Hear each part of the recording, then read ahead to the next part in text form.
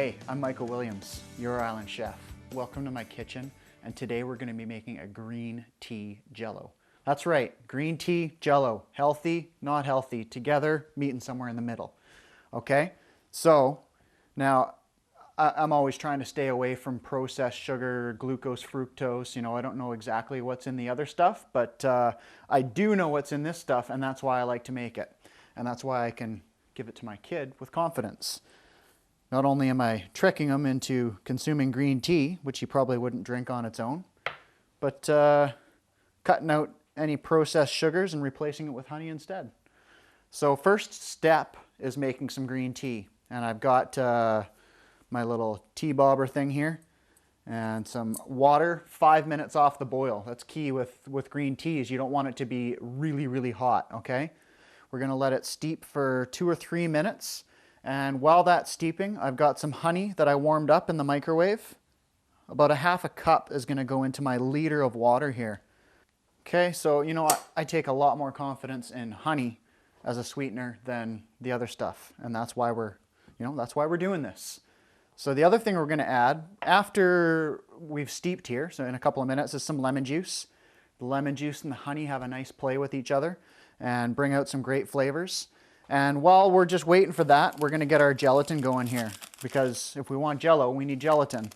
And I've just got the packets here that you get at the grocery store. And now I'm just following exactly the directions on the label for the gelatin. So you do the same and you'll be good. And all it says to do is start off with a little bit of cold water, add in the gelatin packs, and then add in some boiled water or hot water and stir it up until the gelatin's dissolved. And we end up with a nice frothy whisked gelatin creation there. So now, especially important with green tea is to not brew it for too long.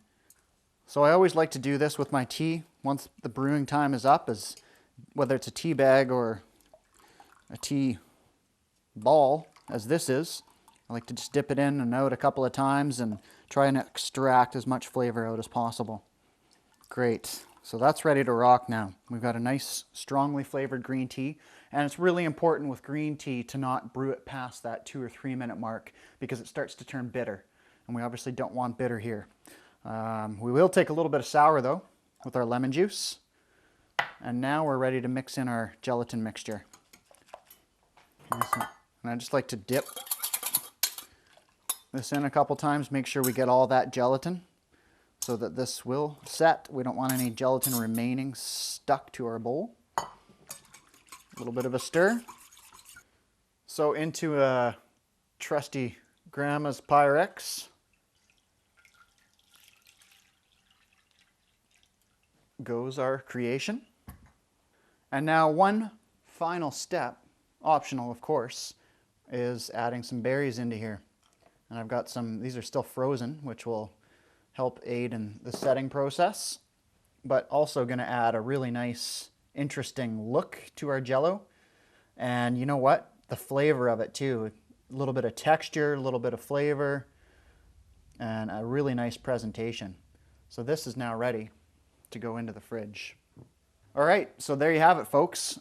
Really simple, really easy, and you know what, in the end, doing it this way, it's just a little bit more work than the other Jello, and you can take a lot more confidence in serving this. So if you're interested in this recipe, Green Tea Jello, countrygrocer.com. It's on the recipe along with hundreds of others. I'm gonna throw this in the fridge. It'll be ready in about 2 hours, and I'm gonna have me a nice healthy snack. Thanks for being with us, and see you next time.